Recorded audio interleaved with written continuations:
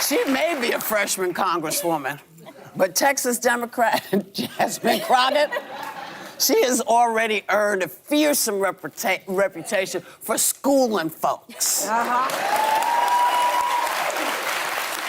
On the other side of the aisle. Take a look at the clip. Yeah. But when we start talking about things that look like evidence, they want to act like they blind. They don't know what this is. These are our national secrets. Looks like in the to me. So you can talk all you want to about how January 6th was nonsense, but all of y'all were running at that time. Y'all were grabbing y'all's gas masks and y'all were running to your offices because you didn't know if they were coming to kill you. I think your fake eyelashes are messing up. No, what you're ain't reading. nothing. Hold on. Listen.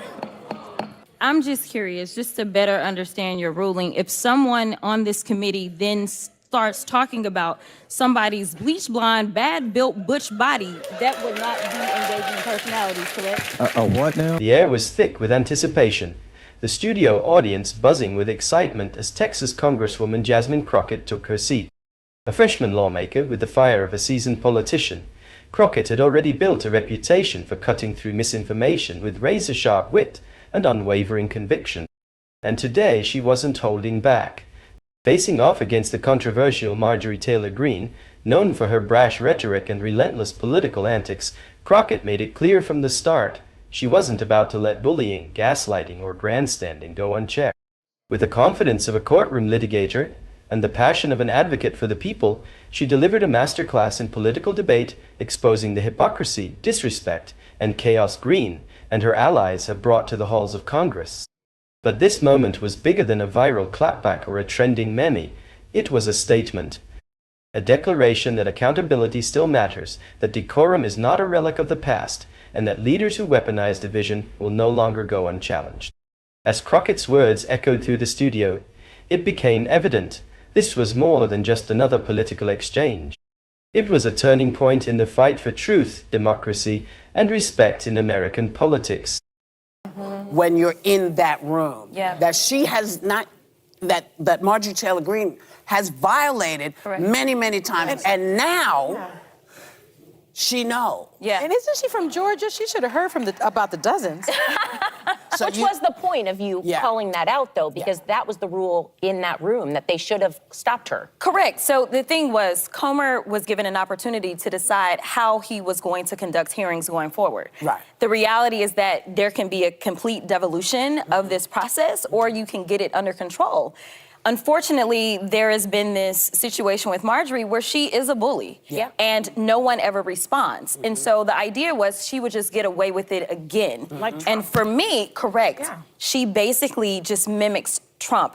And because she mimics Trump, she is one of their top fundraisers, Of course. period. She is the 5th highest fundraising member of the Republican Party, behind those in leadership, because she is rewarded for her antics and for the destruction of our institution. These are people that not only were saying on January 6th, let's literally physically tear down the institution, but we have people that are tearing our institution apart from within. And that is a problem. And see, the thing is, it's not about partisanship at all. It's about respect. And it's about making sure that you're doing the work of the people. I will work with anybody that wants to make this a better country. And we don't have to agree on everything. But where we can find common ground, let's get to work and stop doing this ridiculousness. From my perspective, the political landscape has been overtaken by theatrics, where spectacle often overshadows substance.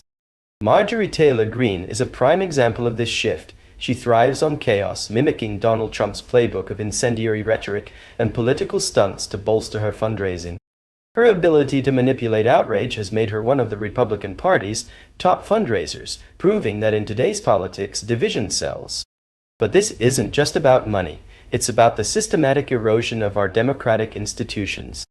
The danger of figures like Greene isn't just in the noise they create, it's in the precedent they set. When inflammatory rhetoric replaces meaningful policy, when personal attacks overshadow governance, we move further from a government that serves the people and closer to one that thrives on spectacle. Greene's antics aren't just performative.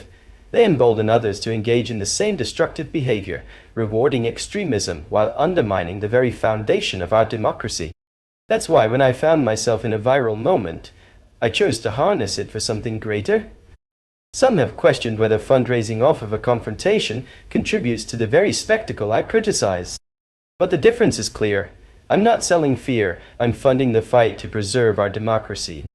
Unlike Trump or Greene, who peddle outrage for personal and political gain, my campaign fundraising goes toward electing frontliners who are battling to restore order in the House.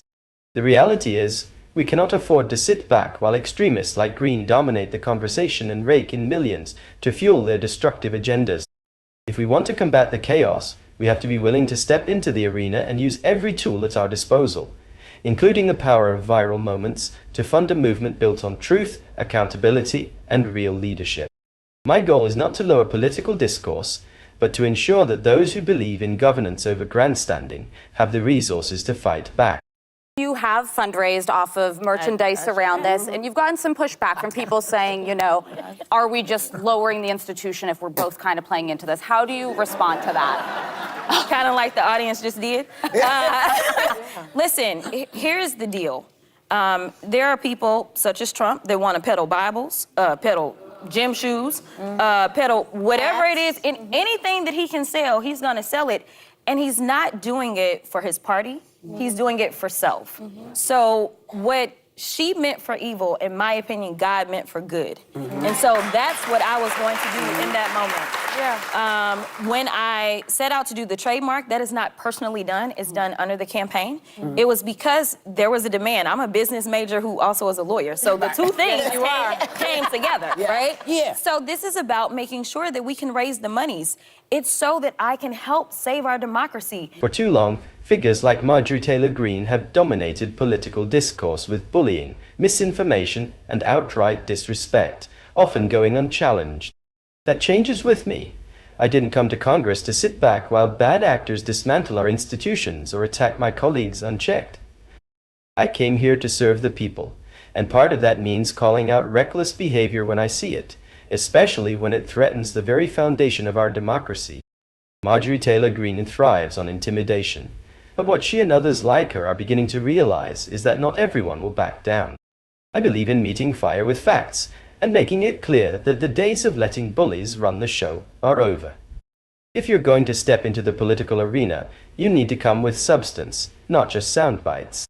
If you want to debate, do so with facts, not fear-mongering. If you want to govern, then let's talk policy, not personal attacks.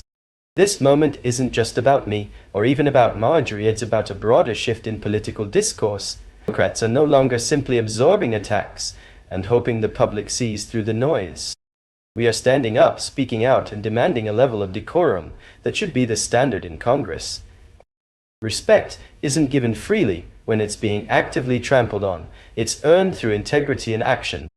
At the end of the day, I'm not in this fight for theatrics. I'm in it for the people.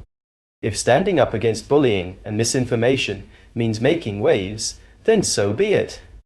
Because I refuse to let chaos drown out the voices of those who deserve to be heard, the everyday Americans who just want their government to work for them. Thank you and subscribe. Thank you for tuning in and being part of this important conversation. Your support means everything as we continue to stand up for truth, accountability, and real leadership. If you enjoyed this discussion and want to stay informed on the latest political insights, bold debates, and moments that matter, be sure to like, comment, and subscribe to the channel. Hit that notification bell so you never miss an update. Let's keep the conversation going and fight for a better future together.